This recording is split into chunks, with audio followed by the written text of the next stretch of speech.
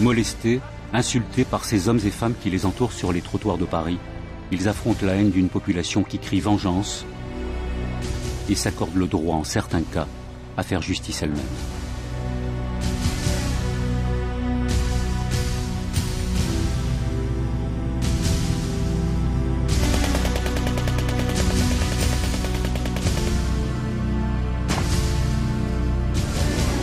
Désormais prisonniers de guerre, escortés tant bien que mal dans les rues jusqu'à leur lieu de détention, ils subissent l'humiliation des vaincus.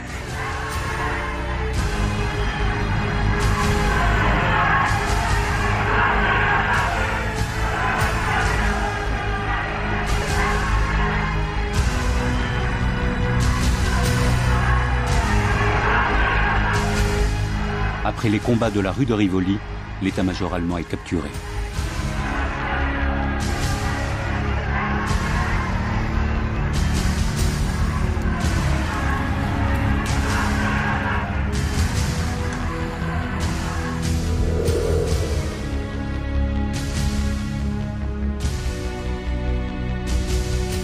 Von Choltitz est prisonnier dans son quartier général de l'hôtel Meurice.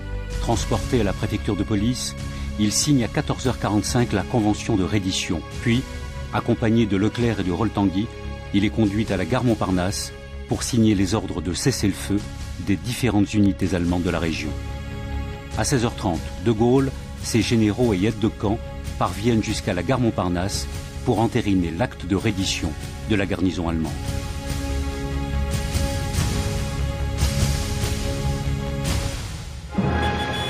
Dès lors, De Gaulle suit un itinéraire à haute valeur symbolique. Il retrouve son bureau du ministère de la Guerre, là où, en juin 40, il n'était que sous-secrétaire d'État. C'est le signe que la République reprend ses droits, que le régime de Vichy est une simple parenthèse. Dehors, les Parisiens acclament les libérateurs. C'est l'instant des embrassades, du réconfort, des petits gestes qui resteront longtemps gravés dans les mémoires.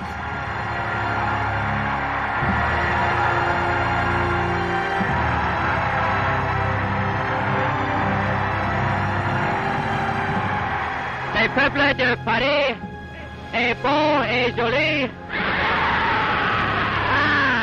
Et nous, Américains, nous aimons beaucoup.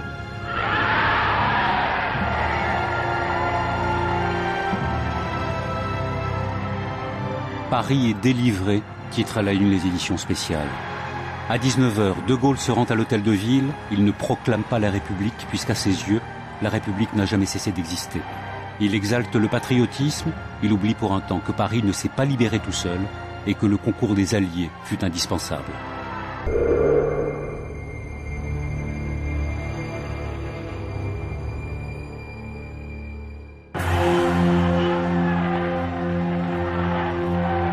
C'est le grand jour, alors que la menace allemande n'a pas complètement disparu, que des attaques aériennes de l'ennemi pourraient faire de très nombreuses victimes.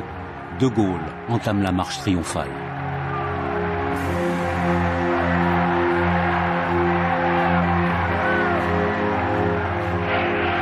Pour les Parisiens, la plupart venus à pied jusqu'aux Champs-Élysées, c'est la première fois qu'ils découvrent le symbole de la résistance, celui qui, de Londres puis d'Alger, les exhortait à ne pas se résigner, à poursuivre le combat.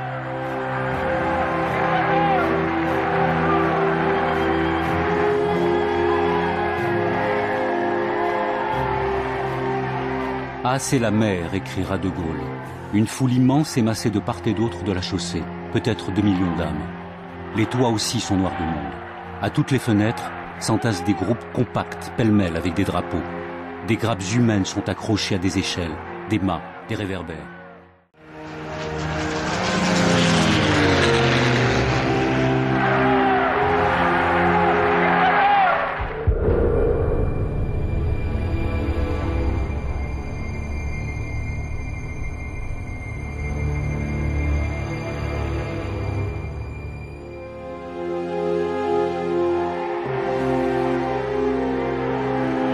Une influence record dans l'histoire de la capitale. Cette marée humaine, massée sur les Champs-Élysées, s'égrène aussi tout au long du trajet du général de Gaulle de la Concorde à l'hôtel de ville par la rue de Rivoli, là où quelques heures auparavant flottait encore l'emblème nazi.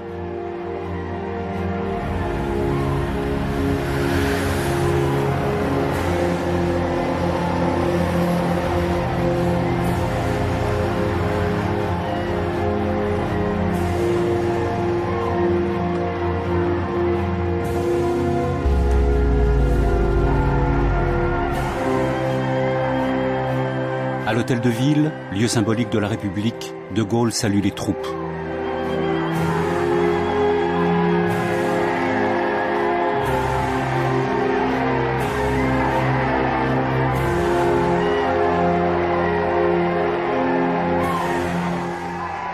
Il n'y restera que quelques minutes avant de se rendre à Notre-Dame, où avec des centaines de Parisiens, il entend le Magnificat. Mais comme pour mieux rappeler à tous que la menace n'est pas écartée, des tireurs des toits entrent en action et sèment une panique indescriptible dans la foule. Qui sont-ils? Que cherchent-ils? Aujourd'hui encore, on l'ignore.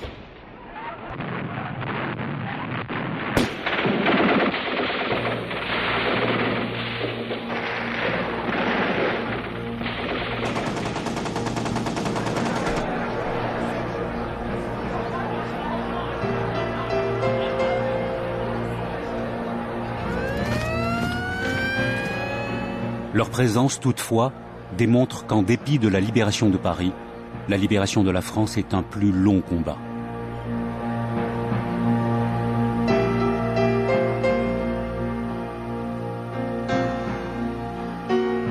C'est une ville intacte qui échappe miraculeusement à la destruction voulue par Hitler.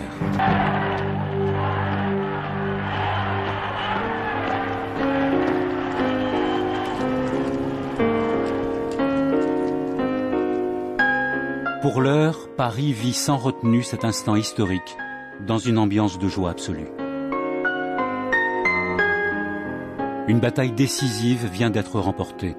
Pour le peuple de Paris, le signe qu'enfin, les libérateurs sont en marche pour abattre l'Allemagne nazie et mettre fin au plus grand conflit mondial de l'histoire contemporaine.